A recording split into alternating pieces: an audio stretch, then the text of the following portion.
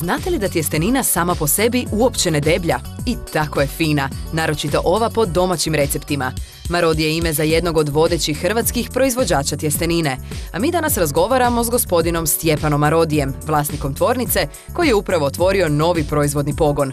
U novom ulaganju oslonio se na kredit Zagrebačke banke iz programa Lokalni projekti razvoja malog gospodarstva, koji se odobravaju u suradnji sa Međimurskom županijom i Ministarstvom gospodarstva. Ja sam Stjepan Marodi. Krenuli smo u proizvodnju tjestenine prije 20 godina, evo slavimo 20 godina ove godine.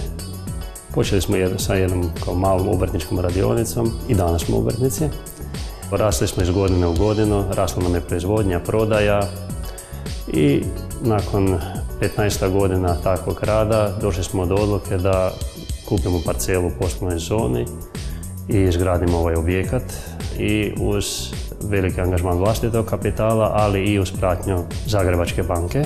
Završili smo ovu investiciju i prije 7 mjeseci preselili se na ovu lokaciju gdje sad dobro i uspješno radimo.